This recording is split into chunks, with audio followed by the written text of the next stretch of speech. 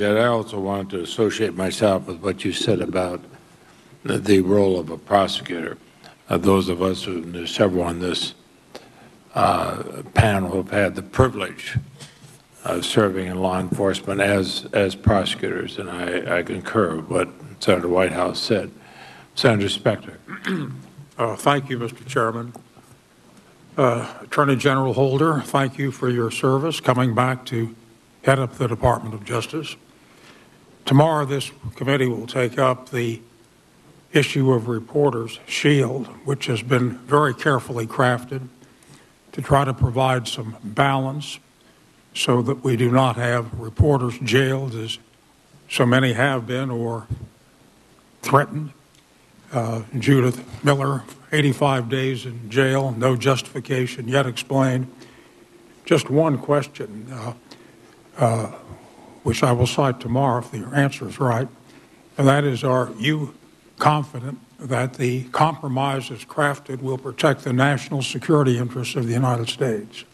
Yes, I think that the bill as it presently exists, as opposed to the form that it was in before, now gives us the tools to protect the national security, to go after leaks if we desire. I don't want to interrupt you, Attorney General Holder, but I only got 7 minutes, okay, and I heard your yes answer. Okay, yes. A report publicized within the past several days is that out of the $440 billion a year for Medicare, $47 billion is the result of waste, or fraud rather, criminal fraud. We are working hard to craft a health care reform bill, and the President is committed not to sign one which adds to the deficit, and I'm committed not to vote for one which adds to the deficit. Medicare and Medicaid fraud are enormously consequential. So many cases result in fines, and that really results in being added to the cost of doing business. Jail sentences, as we know, are a deterrent. Others look at them and don't want to be sent to jail. Would you submit to the committee an action plan as to what you can do to see to it that there are jail sentences as a matter of a very active governmental policy? I know you agree with the thrust, but we don't have time to discuss it within the 7 minutes that each of us has. But if you would submit in writing how you will aggressively attack this issue, okay, with jail sentences. Sure, I'll work with the folks in the criminal division and we'll have a response. But I agree with your overall thrust in that regard. The Bureau of Prisons does a good job, I think, with very limited funding.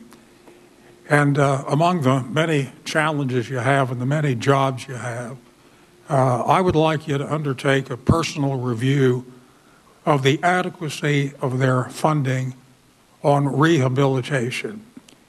There have been some real studies which show that a two-pronged attack to violent crime would be successful in America, perhaps reducing violent crime by as much as 50%, with life sentences for career criminals, as, for example, under the Armed Career Criminal Bill.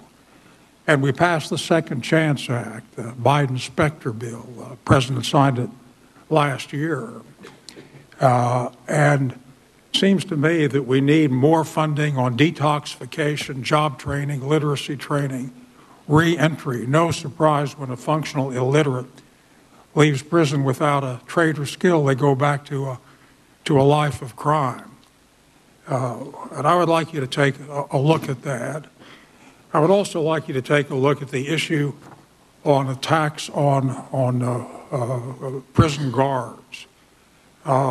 There's been a rash of them because of the very substantial overcrowding. And I wrote to the director of the Federal Bureau of Prisons, Mr. Lappin, who I think is doing an excellent job, with some suggestions about giving the guards some protective measures. Some suggestions have been made about pepper spray, Some suggestions have been made about breakaway batons, stab-proof vests. I would appreciate it if you would take a look at those items and others which could provide safeguards for prison guards. Yeah, I will do so. I've actually had a meeting with the head of the union who represents these guards, and he's actually I thought, a very considerate person and has raised some issues and potential solutions to the problems you've identified.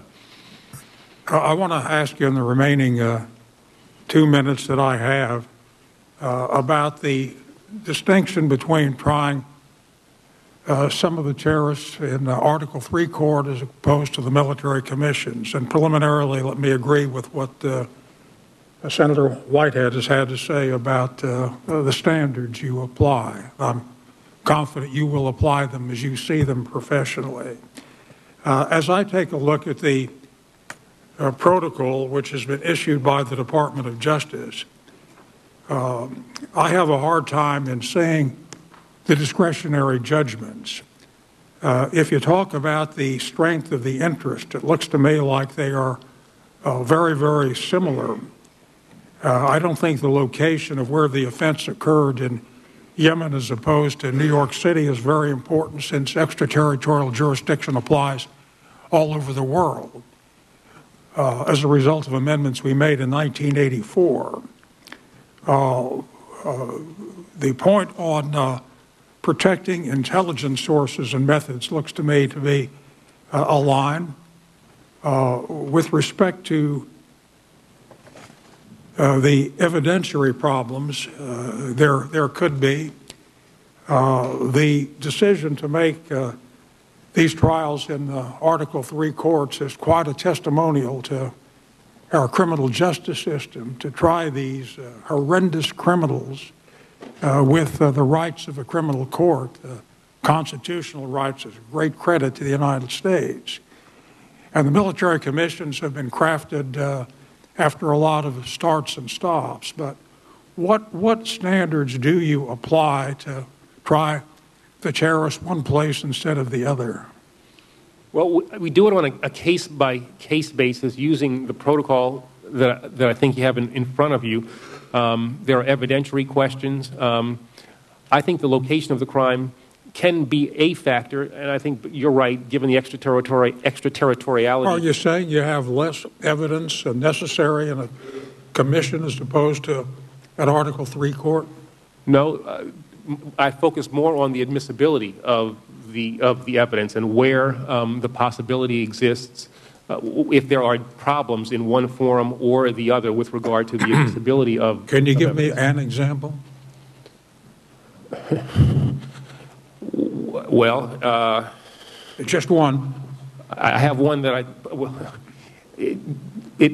the kind of interrogation, perhaps, that a person was subjected to might lead you to want to use one forum as opposed to another. There might be questions of techniques that were used, and one forum might be more hospitable than another to the admission of such evidence. This administration, no one should read into that anything more than what I've said. This administration has indicated we will not use evidence that was derived as a result of torture. Thank you.